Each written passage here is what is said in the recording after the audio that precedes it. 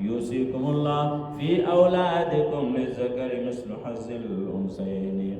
طالبان یو دو درې خبرې پکې زده کوي، بیا درته تقسیم طریقه زده کوم. یو خبره پکې دا زده کوي چې د میراث احکام چې دي الله رب العزت انتهایی اهمیت سره بیان کړی دي. یوصیکم الله، الله تاسو ته څه کوي؟ لکه وصیت کوي. مطلب دا دی چې سم مضبوط پوخ د رښتینو حکم درته کوي، مضبوط حکم درته کوي، مضبوط حکم. ٹھیک شلو؟ نو په لفظ د وصیت سره ذکر کړی دی، دا د میراث اهمیت ته پکې اشاره ده.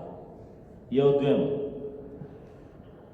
چې د میراث تفصیلات الله رب العزت څنګه بیان کړي دي، نو داسې تفصیل الله رب العزت د بل حکم او د بل مسلې نه دی ذکر کړی قرآن پاک. د میراث چې څنګه تفصیلات الله ذکر کړي دي، جزئیات بیان کړي دي، داسې جزئیات الله رب العزت د بل مسلې او د بل حکم نه دی ذکر کړي، ځکه د دې مسائل الله ټول په خپل بیان کړي دي. قرآن کې د نورو احکام او تفصیلات او جزئیات نشته.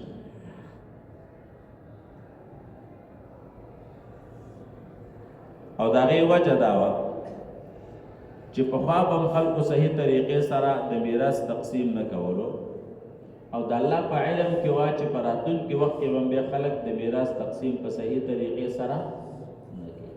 کومه زمانه کې لکه اوس زمانه کې په خوا مخا پرېږدئ، بس خپل ځان یادوي، خپل ځان یادوي.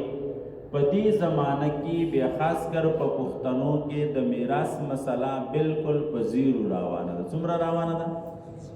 بالکل په زیرو روانه ده. چرته په زرګونو زرګونو مخلوق کې با یو سړی د میراث په حکم باندې عمل ونه کړي. وبې تاسو څوک لیدلی لکه چې شرعي طریقې سره میراث تقسیم کړي؟ یو چا به د پټي تقسیم کړي، په یوازې پټي خو میراث نه دی کنه. یو چا نه چا به د پټي تقسیم کړي چې راځي دا پټي په شرعي طریقې سره تقسیمو، خو ګورې یوازې پټي خو میراث نه دی کنه. سړی چې وفات کیږي نو د په ملکیت کې خو ډېر څه وي.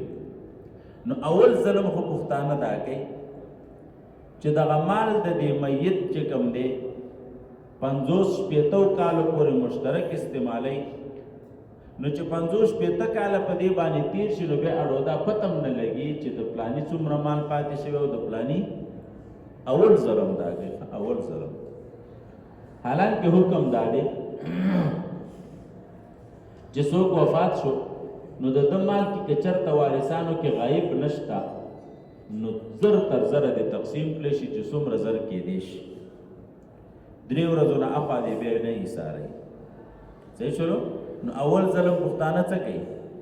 په دې کې تاخیر کوي.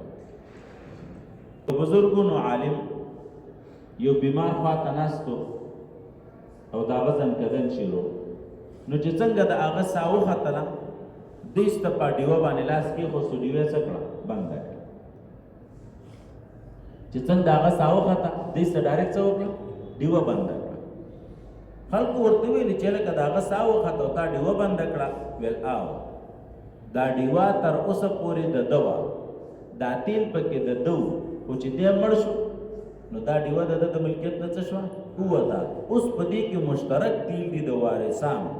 څه پکې دي؟ د وارثانو مشترک تیل پکې دي. څنګه د وارثانو مشترک تیل دلته سیځئ؟ اوس تاسو خپله ډیوه راوړئ، نو بیا بل چا خپله ډیوه راوړه نو هغې ورته څه کړه؟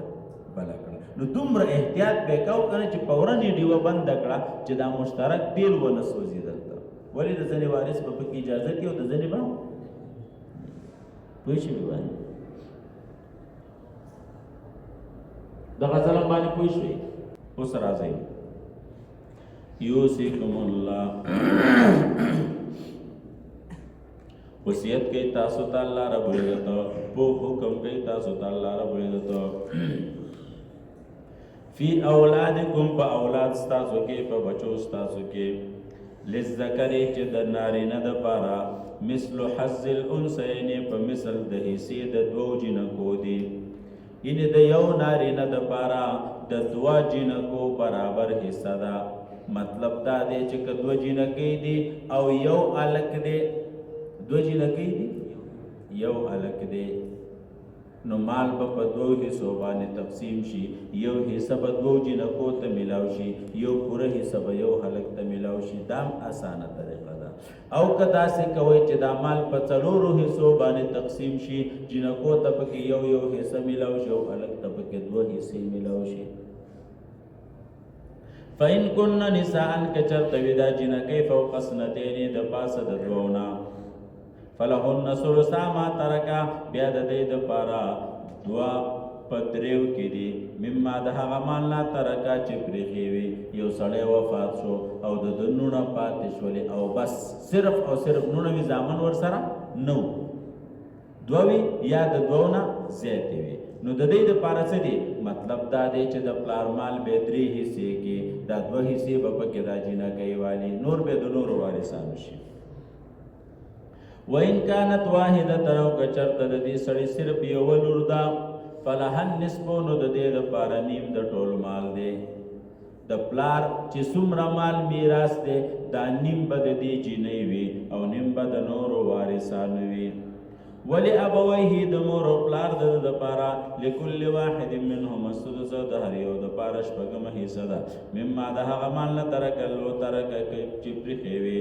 ان کان له ولدن که چېرته بچي شته، یو سړی وفات شو د ښځه او بچي هم شته دی او مور او پلار یې هم شته دی، نو پلار ته به هم شپږمه حصه میلاویږي، مور ته به هم شپږمه حصه میلاویږي، ښځې ته به اتمه حصه میلاویږي او باقي به بچي په خپل منځ کې تقسیم کړي.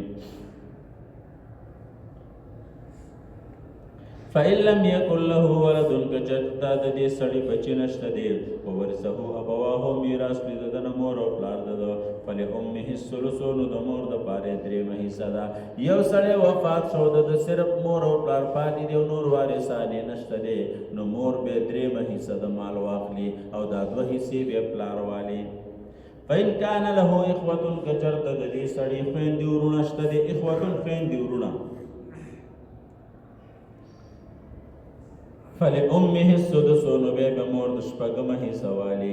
یعنې دا خویندې ورونه د دې مړي دا د مور حصه کموي، اگر چې خویندې ورونه یې نشي اخیستی. ها داسې چلو شی، یو سړی وفات شو د ده یو پلار دی، یوې مور ده او یو یې ورور دی مثلا، نو ټول مال به په شپږو حصو باندې تقسیم شي. یو حصه به دا مور والي او پنځه حصې به پلار والي، ورور ته به هېڅ هم نه میلاویږي. خو که دا رور نشته دی نو بیا به مور ته درېیمه حصه میلاویږي. فإن كان له إخوة که چېرته د ده کوم خویندې ورونه دي، فلأمه السدس نو د مور دپاره یې شپږمه حصه ده من بعد وصیت پس د وصیت نه یوصي بها چې وصیت یې کړی په هغې سره او دینه پس د ادا کولو د قرض نه. اباؤکم پلاران ستاسو، ابناؤکم زامن ستاسو، لا تدرونا تاسو نه پوهېږئ ایهم اقرب لکم نفعا چې کوم یو تاسو ته نږدې دی د جهته د فایدې نه. فریضة من الله دا فریضه ده د طرفه د الله نه. ان الله کان علیما حکیما. ولکم نصف ما ترک ازواجکم ستاسو دپاره نیم د هغه مال نه دی ترک ازواجکم چې پرېښې وي ښځو ستاسو. ان لم یکن لهن ولدن که چېرته د هغې دپاره بچي نشته، د یو سړي ښځه وفات شوه او د دې ښځې بچي نشته، نو د ټول مال که هغه مهر دی که نور مال دی نیم به خاوند ته پاتې شي او نیم به بیا د هغه مور او پلار ته ورکوي. اوس څوک داسې کوي د ښځې مور پلار ته دغه مهر نیمه یا داسې نور جامې بل شی ورکوي؟ نه، یا لکه ټول باندې خاوند یوازې په یوازې خېټه اچوي او په دې باندې ځان له بله ښځه کوم، په دې باندې ځان له څه کوم؟ حالانکې دغه مال ورسره څه وي؟ د ښځې د مور پلار څه وي؟ شریک وي، خویندې ورونه وي یا نور څوک وي.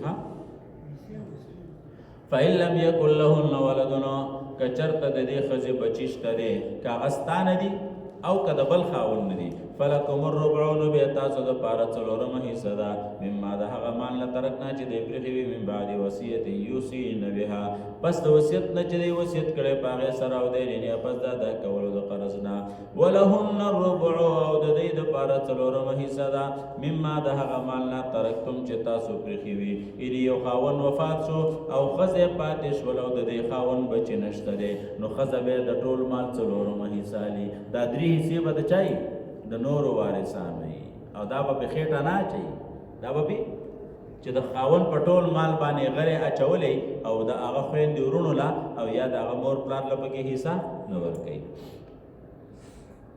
فإن كان لكم ولد او که چېرته ستاسو بچي شته دی فلهن الثمن بیا د دې دپاره اتمه حصه ده مما د هغه مال نه ترکتم چې تاسو پرېښي وي من بعد وصیت پس د وصیت نه توصون بها چې تاسو وصیت کوئ په هغې سره او د یا پس د ادا کولو د قرض نه چې یو سړی وفات شو او د ده ښځه هم ده او د ده بچي هم دي نو په دې ټول مال کې د ښځې څومره حصه ده اتمه حصه ده او ښځه چې د پټو نه خپې راتاو کې چې دې زوی لی پکې ورکوم او دې لی پکې نه ورکوم دا ښځې ته د حق نشته ګورې د هغې پکې صرف اتمه حصه ده او د زوی جایداد پکې ډېر رسېږي زوی پکې څه کېږي نو ښځه پکې دا هګۍ کوکۍ نه شي کولی چې زما پټی دی او زه به یې نه ورکوم او زه به یې نه ورکوم او زه به یې دله ورکوم او دله به یې نه ورکوم دا نخرې مور پکې وي ښه اوس میندې بېلې باچانې وي ښه بیا نه ورکوي د هغې خوښه کې نیمۍ او که نه نیمۍ وَإِنْ كَانَ رَجُلٌ يُورَثُ او که چېرته دا سړی یورثو چې د کوم نه میراث وړلی شي کلالتن کلاله وي کلاله دې ته وایي چې نه اصول شته دی او نه فروع شته دی نه مور پلار شته او نه بچي شته دی او امرأتون یا دا ښځه کلاله ده وله اخون او د دې یو ورور دی او اختون یا خور ده نور شریکه فلکل واحد منهم السدس نو د هر یو د دې لپاره به شپږمه حصه وي فإن كانوا أكثر من ذلك که چېرته زیات دي د یو نه فهم شرکاء فی الثلث نو دی به بیا په درېیمه حصه کې شریک وي من بعد وصیت پس د وصیت نه یوصی بها چې وصیت یې کړی په هغې سره او دی غیر مضار ضرر به نشي ورکولی په دې کې دا وصیت دی د طرفه د الله رب العزت نه والله علیم حکیم